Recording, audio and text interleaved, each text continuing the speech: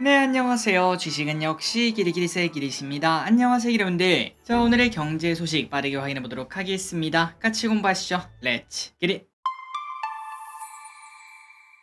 첫 번째 소식입니다. 중국 특정 국가한테 보복한 거 아님. 자, 바로 어제 나왔던 그 이야기를 얘기를 하는 거겠죠. 그런데 이걸 봤을 때 아무도 안 믿을 것 같긴 합니다. 어쨌든 중국은 어제 반도체를 만들 때 필요한 갈륨 그리고 게르마늄 수출 통제에 대해서 우리 모두 생각하지 않았겠습니까? 아, 미국한테 보복하려고 하는구나. 그리고 덩달아 그걸 바탕으로 한국한테도 압박을 넣는 거겠구나 라고 생각을 했었는데, 그런데 일단은 특정 국가한테 보복하려고 한 게 아니다 라고 말을 했다고 합니다. 자, 그러니까 중국의 의미는 바로 이거겠죠. 우리 이 카드 쓸 수도 있고 안 쓸 수도 있으니까 우리 잘 협상해보자 라고 해석을 해볼 수 있습니다. 그리고 내일부터죠, 옐런의 방중이 시작되는데 과연 어떤 결과를 만들어낼지 관심 있게 보도록 하겠습니다. 그리고 이 소식이 조금 중요할 수도 있습니다. 이 와중에 미국의 새로운 보복이 등장했는데요. 지금까지 미국 견제의 빈틈이라고 불렸던 클라우드 컴퓨팅 서비스, 여기에 대해서 중국이 접근하지 못하도록 제한하는 걸 검토하고 있다는 소식이 나왔습니다. 그런데 여기에 대해서 잘 이해가 안 되시는 분들도 계실 것 같아요. 클라우드가 도대체 왜 빈틈인지 한번 확인을 해봤더니 지금까지 미국은 반도체를 중심으로 중국 때리기를 했었습니다. 그런데 중국 입장에서는 그 반도체를 받아오지 않더라도 이미 미국의 클라우드 서비스가 확실하게 있지 않겠습니까? 그러니까 반도체를 구하지 못해도 클라우드를 통해서 이미 강력한 컴퓨팅 능력을 확보할 수 있다는 거겠죠. 그런데 앞으로 미국이 이 꼼수도 더 이상 사용하지 못하도록 이거를 규제할 수 있다, 이렇게 으르렁하고 있으며, 오늘 마침 우리나라 증시에서는 클라우드 관련주가 분쟁 관련주로 떠오르는 모습을 나타냈다고 합니다. 다음입니다. 새마을금고가 난리. 아마도 이미 많은 소식을 접하셨을 듯 합니다. 요즘 우리나라에서 걱정은 바로 이 새마을금고인데요. 정부에서 연체율이 10%가 넘는 새마을금고 30곳에 대한 특별 검사를 진행하고 필요할 경우에는 폐쇄 혹은 통폐합까지 진행을 한다고 합니다. 자, 그렇다면 도대체 새마을금고에서 무슨 일이 일어났나 한번 봤더니 지금 현재 새마을금고는 대출 연체율이 무려 역대 가장 높은 수준이라고 하며 6.47%까지 올랐다고 합니다. 또한 금액을 보면은 12조나 된다고 하니까 절대 작은 사이즈가 아니고, 더 중요한 거는 갈수록 커지면 어떡하나 이러한 걱정이 나온다는 거겠죠. 자, 그렇다면 새마을금고가 갑자기 왜 이렇게 난린가 봤더니 바로 잘못된 대출 관행 때문에 그렇다고 합니다. 지역금고 특성상 지역금고끼리 정보가 공유가 되지 않기 때문에 전세 사기꾼이라든지 아니면은 한 사업자에게 지역금고 수십 곳이 한 번에 대출을 진행하는 경우, 그런 경우도 있었다고 하네요. 어쨌든 이렇게 조금 새마을금고가 시끌시끌 하다 보니까 야, 이거 혹시 뭐 망하는 거 아니냐, 물론 그럴 리는 없겠지만 그러다 보면은 뱅크런이 나타날 수 있지 않겠습니까? 우리보다 덩치가 수십 배는 더 큰 미국에서도 올해 초에 SBB 사태가 터졌었는데 우리나라도 그런 경우가 생길 수 있지 않을까, 이러한 걱정이 생긴다고 합니다. 그리고 중요한 거는 이러한 걱정이 조금씩 나오다 보면은 뱅크런이 나타날 가능성이 0.1%라도 높아질 수밖에 없겠죠. 그리고 그러한 뱅크런 사태는 대부분은 연속적으로 이제 연계돼서 터지기 때문에 정부에서 빠르게 나서는 걸 확인할 수 있습니다. 별일 없이 잘 마무리가 되었으면 좋겠네요. 다음입니다. 그런데 이게 맞나? 지금 새마을금고가 난리다 보니까 일단 새마을금고중앙회는 한시적으로 3개월 이상 연체 차주 및 연체 우려 차주에 대해서 이자를 감면해 주거나 상환 유예를 현재 진행을 하고 있다고 합니다. 물론 이제 뭐 상황이 너무나 나쁘다 보니까 어쩔 수 없는 건 알고 있지만, 일각에서는 아니 야, 열심히 갚은 우리는 뭐가 됐냐, 기껏 열심히 갚았더니 혜택은 이제 안 갚은 사람들이 보내 라는 이야기를 하고 있는데요. 보통 우리는 이거를 도덕적 해이라고 말을 합니다. 이런 식으로 뭔가가 크게 터졌다고 하면은 정부가 나서거나 아니면 뭐 큰 곳에서 나서거나 이런 식으로 그냥 지원해주는 모습이 자주 나타나면 나타날수록 갈수록 어차피 뭐 정부가 해결해 주겠지, 어차피 망해도 혼자 안 망해, 이런 상황이 나올 수 있다는 거겠죠. 그러다 보면은 분명 어딘가가 곪고 썩는다 라고도 말을 할 수 있기 때문에 이러한 부분은 우리가 최소한 알고는 있어야 될 것 같습니다. 다음입니다. 금융권 부동산 PF 연체율도 문제. 자, 오늘따라 안 좋은 소식이 조금 많은데요. 빠르게 보고 넘어가도록 할게요. 자, 금융권 부동산 PF 연체율이 2%를 넘어섰다고 합니다. 그리고 증권사는 무려 16%에 근접하고 있다는 소식이 나왔습니다. 그래서 정부에서는 여기도 문제이기 때문에 일정 규모의 펀드를 가동하며 선제 타격을 하고 있다고 하는데요. 저 개인적인 생각으로는 내년에 총선도 있으니까 어련히 알아서 잘 맞겠지라는 생각을 하고 있지만, 그런데 단기간 충격 가능성은 분명 존재하고 있다고 생각합니다. 여러분들 작년에 있었던 레고랜드 기억나시죠? 딱 그 정도로 한 일주일, 2주일 정도 시끄러울 정도가 아닐까라는 생각을 하고 있어요. 혹시나 이거에 대해서 모르실까봐 정말 간단하게 설명드리자면은, 부동산 PF가 뭔가, 보통 우리가 대출을 받으려면은 신용대출을 받거나 아니면은 뭔가 담보를 맡겨야 되죠. 내 집을 담보로 돈을 빌려주세요, 이런 식으로 대출을 받는데, 그런데 부동산 PF는 뭔가 조금 특이합니다. 앞으로 미래를 담보로 돈을 빌리는 걸 말을 하는데, 예를 들어 저 기릿이 A라는 부동산을 딱 지어가지고 나중에 이런 식으로 돈을 벌 거다라는 계획을 가지고 있습니다.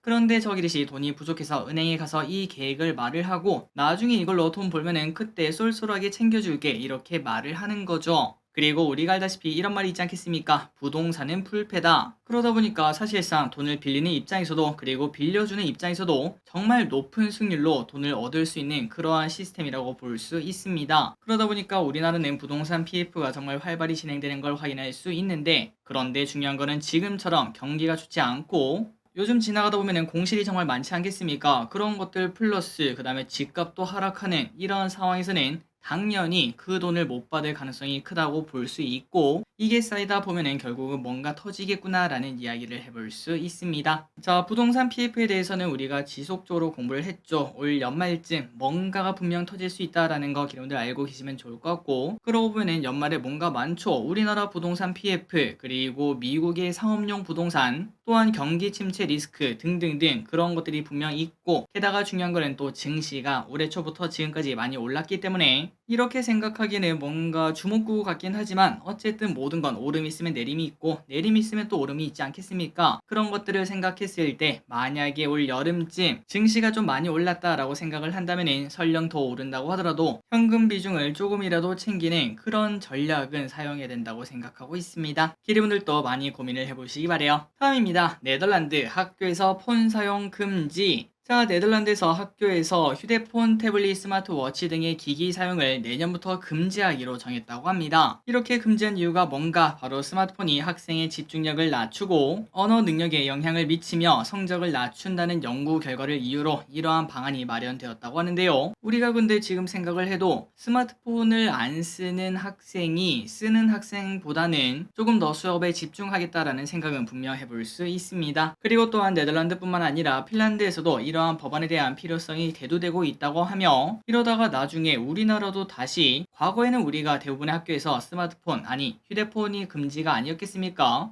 저 길이 또 가져갔다가 몇 번 뺏긴 적이 있었는데, 그런데 그 시절이 또 우리나라에도 다시 오지 않겠나라는 이야기도 해볼 수 있겠네요. 다음입니다. 게임주 어떡하죠? 요즘 게임주가 진짜 끔찍한 상황입니다. 카카오 게임즈는 고점 대비 72%가 하락했고, NC소프트도 71%나 하락하는 등 올해 증시가 상당히 뜨겁죠. 그럼에도 불구하고 이 두 개의 기업을 포함한 게임주들이 힘이 없는 모습을 나타낸다고 합니다. 자, 그리고 이 와중에 작년에 열심히 국민연금이 NC소프트를 매수를 했었는데요. 하지만 올해 들어서 열심히 매도하는 모습을 나타내고 있다고 합니다. 우리가 보통 알다시피 국민연금은 장기 투자의 달인이라고도 불릴 수 있을 만큼 그냥 쌀 때 사서 비쌀 때 파는 전략을 사용하는 걸 확인할 수 있는데, 그런데 NC소프트 왼쪽에 보다시피 주가 맨날 떨어지고 있는 와중에 국민연금이 사지 않고 오히려 팔고 있다는 거는, 이거는 미래 전망이 또 많이 어둡다 뭐 이런 얘기가 아닐까라는 이야기도 해볼 수 있겠네요. 그리고 이 와중에 왼쪽의 차트를 보시면 갑자기 주가가 뚝뚝뚝 떨어지는 모습을 나타내고 있는데, 이렇게 안 좋은 이유가 뭔가 봤더니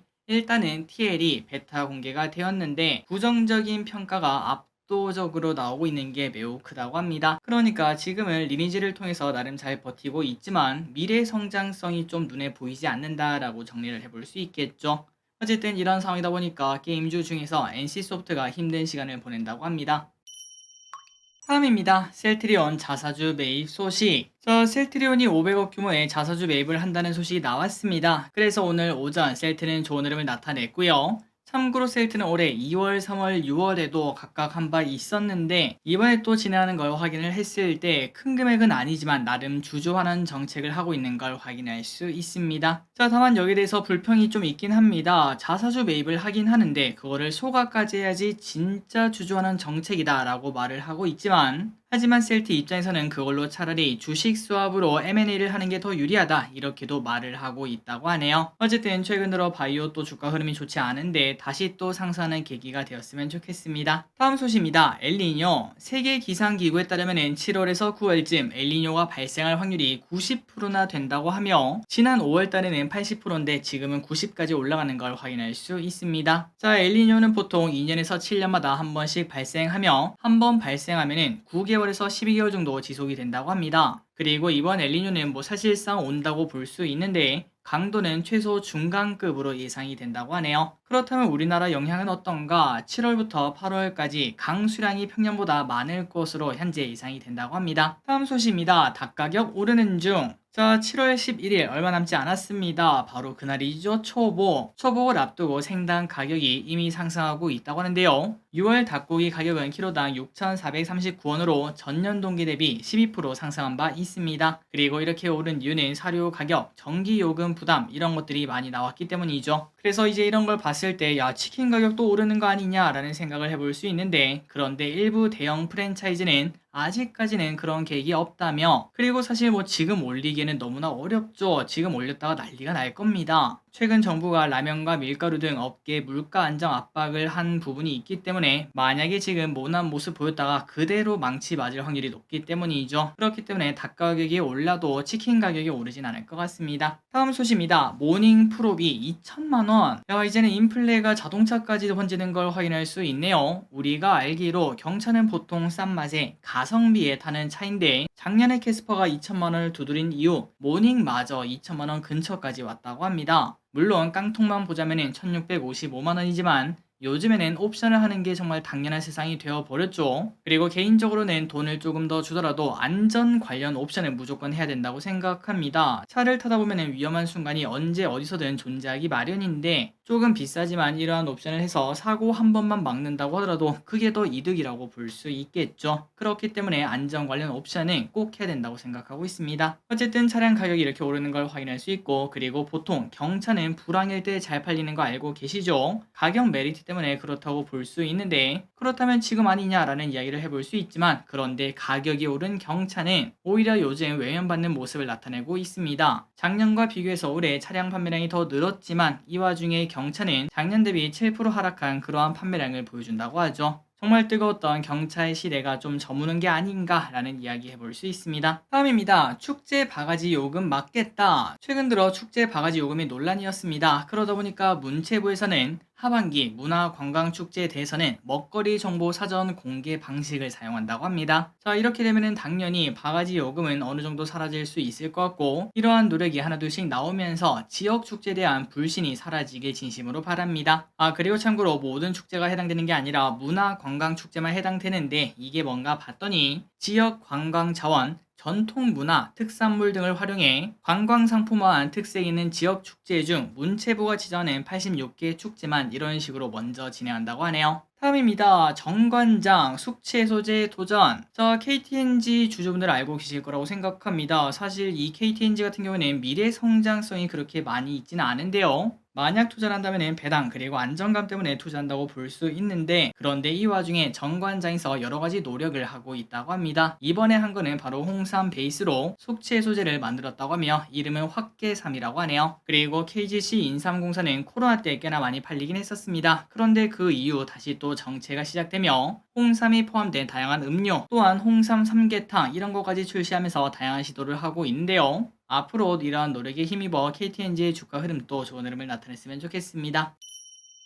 다음입니다. 누가 부자인가? 주요 그룹 총수들의 주식 평가액을 조사한 결과 올해 6월 말 기준 1,000억이 넘는 총수는 33명이 있다고 합니다. 그중 1위는 당연히 삼전의 이재용 회장이겠죠. 13조에 달하는 주식을 가지고 있다고 하며, 그리고 2위는 셀트리온 서정진 의장이라고 합니다. 자, 나중에는 시간이 조금 많이 필요하긴 하겠지만 우리나라 기업 중에서도 진짜 글로벌 탑티어 기업이 나오면서 세계 부자 순위 한 5등안을 노려보는 그러한 일도 있었으면 진심으로 좋겠습니다. 다음입니다. 통신사 누가 먼저 선점하나? 자, 통신 3사가 UAM 시장 선점을 위해서 박차를 가하고 있습니다. 조금 복잡하게 적어놨지만 그냥 간단해요. SKT, KT, LG U+는 각각 한국공항공사, 하나시스템, 그리고 현대차, 현대건설, 카카모빌리티, GS칼텍스 등등 정말 많은 기업들과 같이 협업을 해서 UAM에 지금 현재 뛰어들고 있는 걸 확인할 수 있습니다. 참고로 국토부 예상에 따르면 40년까지 국내 UAM 시장 규모가 13조나 될 것으로 보인다고 하며, 이는 23조의 생산 유발 효과, 11조의 부가가치 창출을 기대를 한다고 하네요.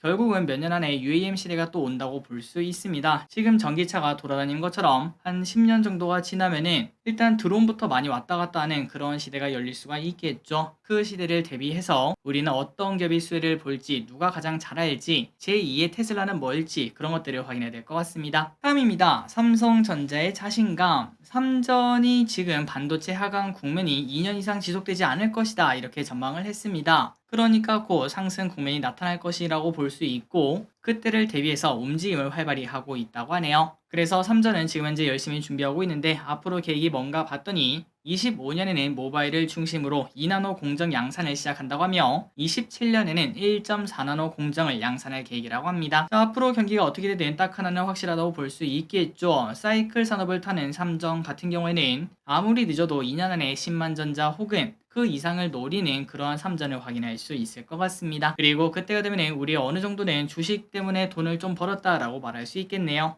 마지막입니다. 현대 기아는 달린다. 올해 들어 현대차는 37%, 그리고 기아는 49%가 넘는 상승을 보이고 있습니다. 정말 강하죠? 참고로 코스피가 16%밖에 안 올랐는데 현대차와 기아는 정말 대형주인데도 불구하고 매우 좋은 흐름을 나타내고 있습니다. 그렇다면 이 친구들이 좋은 이유가 뭔가 봤더니 당연히 실적 때문이겠죠. 현대차의 2분기 영업이익은 전년 동기 대비 21%, 기아는 34% 증가한 실적이 예상이 된다고 합니다. 그리고 이러한 실적은 당연히 역대 최대 실적이기 때문에 주가는 당연히 올라갈 수밖에 없습니다. 자, 이러한 이유로 올해 들어 외국인은 현대차를 1.4조나 매수, 기아는 6천억이나 매수한 바 있는데 요즘 들어 많은 전망이 나오고 있죠. 이제 앞으로 증시가 조금 더 상승할 건데 그 중심에는 반도체와 자동차가 있을 거라고 합니다. 실제로 그렇게 될지 계속 보도록 할게요. 자, 오늘의 공부 여기까지 끝났습니다. 항상 이렇게 같이 공부해서 진심으로 감사합니다. 지금까지 기대셨습니다. 빠이요.